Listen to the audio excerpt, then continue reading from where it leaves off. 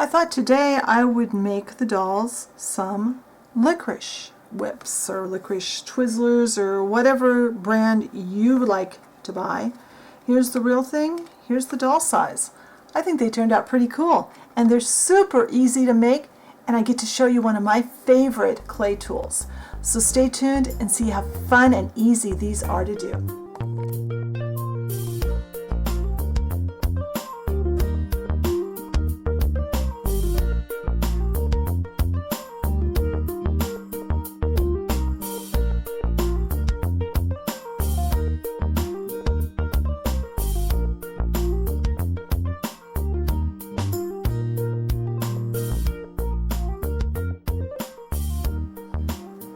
I know. Candy again? How much candy do these kids need, right?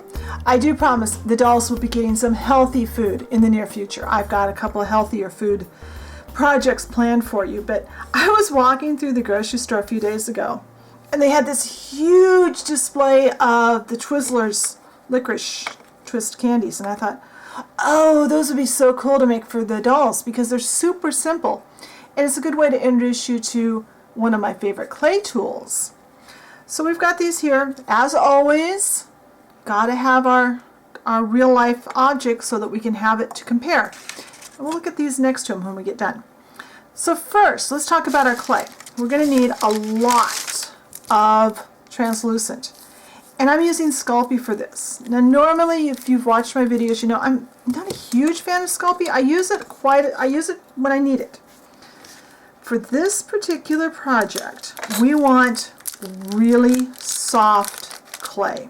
I mean, really soft, because we're going to use one of my favorite clay tools. So I've got this amount of clay, and this is Sculpey translucent, and the best color to color it with, I find, is Primo Alizarin Crimson. I love Primo Alizarin Crimson. Without, going, totally wacko on measurement, I want approximately, and I mean approximately, let's see, 1, 2, 3, yeah, about 1 part red, or whatever your red, to 5 parts of translucent, because we need this to be really translucent and really soft. The Primo is a little more firm than the Sculpey. Yeah, look at how much red I already have on my fingers. It's getting all over. So you're going to have some wet wipes because you're going to want to clean everything up. So I'm going to get these blended really well and really conditioned. So you might be thinking, how are we going to make that shape, right? How are we going to make that work? I'll show you. And don't be concerned that this is going to look really pale. The raw clay is going to look really, really pale. So I think right now I'm going to turn the camera off because it's going to take me a while to get this conditioned and get this mixed together. I'm going to get this all mixed until it's a nice solid color, and then I'll come back and we'll move on. Alright, so now I have this all mixed together. It's a nice even color. And now I'm going to pull out one of my favorite clay toys. This is called a clay extruder. Let me back the camera up just a bit. Ignore the mess surrounding my tile. I know there are a couple of companies that make these. The key to getting a clay extruder is get one of the ones that has the handle like this on the top that cranks. There is a cheaper one that has a plunger type top that you're supposed to squeeze through. I've actually had 2 of those because I bought one and I couldn't get it to work, and I thought, oh, it must be broken. There must be something wrong with this one. So I bought another one and quickly discovered what everyone else does. No, the one by Sculpey just doesn't work. It's too hard to use. This one, because it has a crank, works really nice. Now this comes with all of these different shapes. We're not going to use any of these today, but I do have another video planned where I'm going to show you some with those. We are going to use a number 14 Wilton star tip. Now, a couple of things to keep in mind when you're working with a clay extruder. You are going to have to clean it when you are done. The clay extruder itself is not too hard to clean. This is hard to get clay out of, and you'll need to get it all out. I use these all the time. I use the Wilton tips a lot. There's going to be some waste clay.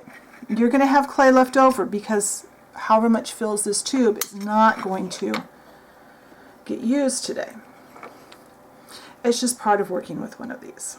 That's why I made quite a bit of clay. I won't use all of this today. And I'm backing the handle up until I have enough room for all of this to go in. It looks like I had a little bit of white clay left in there. Hopefully it won't make too much difference. We're just going to feed our clay into this.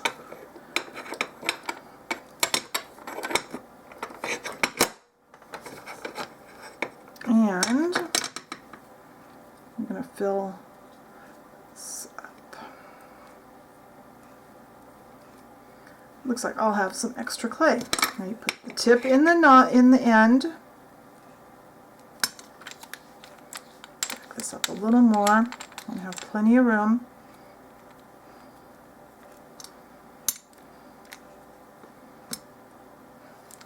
And we're going to screw on the end. And it won't screw all the way on because this tip holds this out a little bit further than it normally would go. And now it's just a matter of turning the crank and waiting for the clay to come out. And there it comes. Whoops. I'm hitting my tile every time I go around. Now I did attempt to push clay out of the decorating tip with different tools I had, and I couldn't successfully get it out to make these licorice twists. Okay. So now very carefully stretch it out. And I like to cut mine, where's my ruler? I like to cut mine about I got so much mess on my table. About 2 and I'm going to go 2.5 today. 2 3/4 is a little bit better, but 2.5 is a nice even number. Anywhere between 2.5 and 2 3/4 inches. And you're going to cut it into pieces this long. Line them up.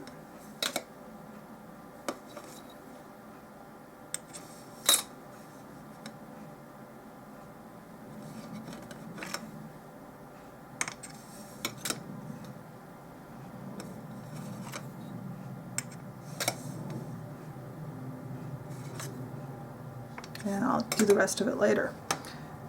Now, you're going to twist like that.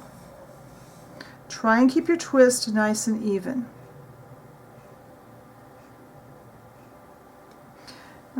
Actually should have my paper plate, which I don't see. Anyway, let me go get my paper plate. Alright, now I got the paper plate. I don't know why I didn't bring that ahead of time. So if you kind of twist this, get it nicely twisted. If you push down one end, you'll have to trim off that very end when it gets out.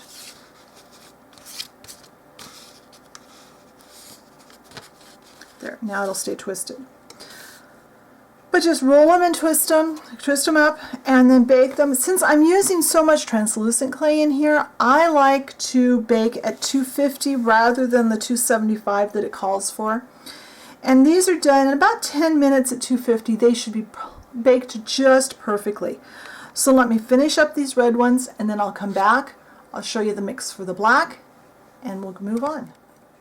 Okay, I want to just quickly show you that when you mix the one part black to 5 parts translucent, you're going to get something that looks very gray. Don't be concerned. That's perfectly all right. Now, I did clean out as much of the red clay as I could. I'll show you that when I get done with the black. I'll show you how I clean the clay gun. There's still a little bit of red. I don't worry quite so much about getting all the red out to do the black as I would the other way around. But at the end then I need to get it all cleaned out in case I want to use this with a light color next time. Looks like that's all I'm going to get in there. So once again, it's going to be the same process. I'm going to put this on and I'm going to squeeze out. I'll refill with the clay that's there, and I will make a bunch of black licorice twists, and then when they're all baked, I'll come back. I'll show you how I go about cleaning this and what they look like finished. One little thing I did to make my life easier for the black ones, I actually drew two lines 2.5 inches apart, and then I just lined my clay up and cut it. That way I got everything more the same size. So here's the red ones all finished. So let me pop them off of here. Do a couple at a time. They're baked and cooled. And I'm going to take my clay knife and just kind of cut off the very end so that we have a nice end.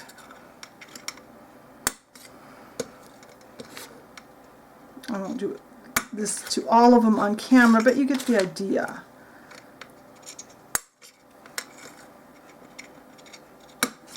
So there's the red ones, and there's the clay that they came from. You can see the difference. It darkens up nicely.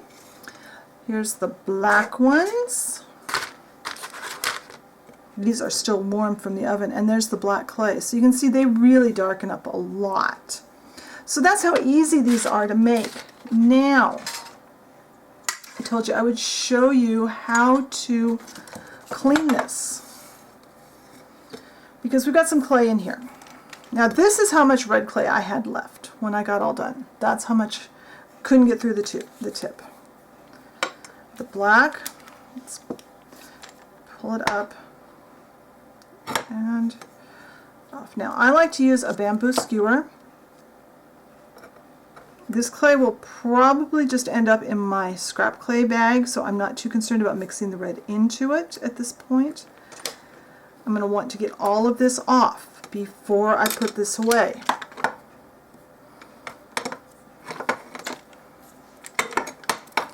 I'm going to run this. And every once in a while, if I've used this a lot, I'll take this all the way apart, unscrew it from the top and pull it out, but I don't do that very often. So that's clean. If there's a lot of clay around this area, you'll need to go through probably with a toothpick and get that out. Depends on how much there is there. I'll do more of that here in a little bit. Now, we've got quite a bit of clay in here. First, I want to pull it out of here though, so I don't forget. Quite a bit of clay, because this is not on tight because of the decorating tip. Clay does collect in this area. Off camera, I'll take more time and get the rest of this out, but I'm just showing you what I'm going to do. I will need to get all of that clay out of there. Now we have clay down in here. I like to start with a bamboo skewer from the kitchen. And I use this to kind of pull out as much of the clay as I can.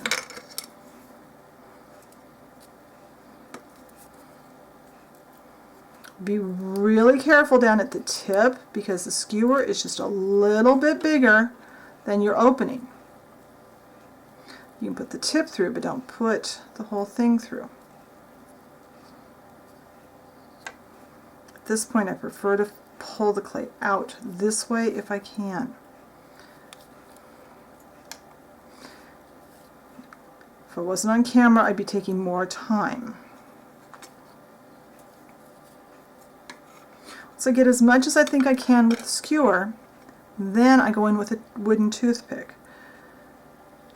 And again, I work and get out as much as I can. And then yesterday, let me get a little bit more of this out. That's pretty good. Yesterday at the craft store, I was looking at the Wilton decorating stuff, and near the decorating tips, they had this little cleaning brush. It's just called a tip brush. I think you might be able to use just a chenille stem to do the same thing, but it's made specifically to fit in here. and it really does help. I used it to clean out the red clay, and then I washed it off. It cleaned up pretty well. I just use that to wipe out the rest of the clay out of the tip. So that's how you clean these out.